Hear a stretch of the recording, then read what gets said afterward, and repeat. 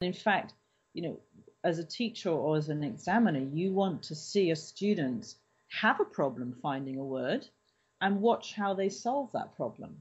Yes. And to give up and go, oh, I can't find the word, is the worst thing you can do. Yeah.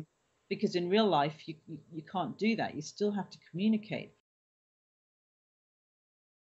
Being able to say, okay, well, I can't find the word I want, but what I mean is it's something like when you explain or describe what it Yes. is you want to say. And I mean, that's real English, that's real life. And Yeah. it's what we call one of the speaking strategies, how you deal with problems. And I think students need to realize that that's quite natural. You don't lose points for going through that process. You actually gain points.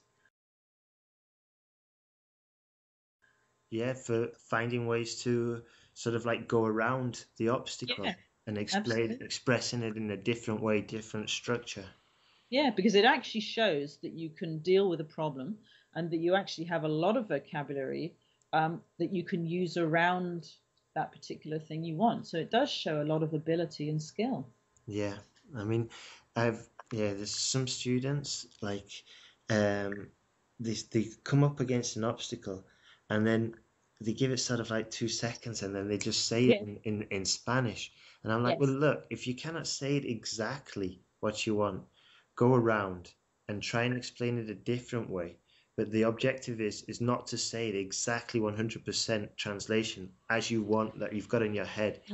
Set it Yes. for something that's a little bit, that's like maybe 80% relevant to what you know what I mean, what you want Yeah, to say. absolutely. What's the Express it alternative? a slightly different way, and you still get the message across, even if Yeah, it's not 100% what you want. And yeah, it's a mindset, isn't it? It's just it having that is. ability and It having the is. confidence as well to do that, and Yes, the I knowledge.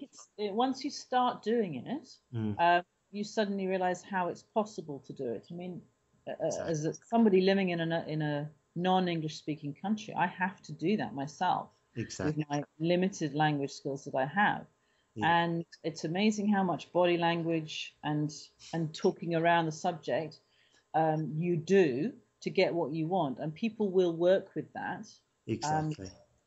to try and solve the problem with you. So Yeah. it works. I mean, that comes into the next question. That how does a student get confidence? Because I think a lot, like we said before, there's a lot of psychology involved, and one of the most important aspects, is the confidence and the confidence to sort of like put yourself out there and make mistakes. And do you know a certain way a student can get that confidence? I don't have a system for that one, unfortunately. But Thanks for listening to IELTSPodcast.com. And remember to leave your email for updates and early access to new podcasts.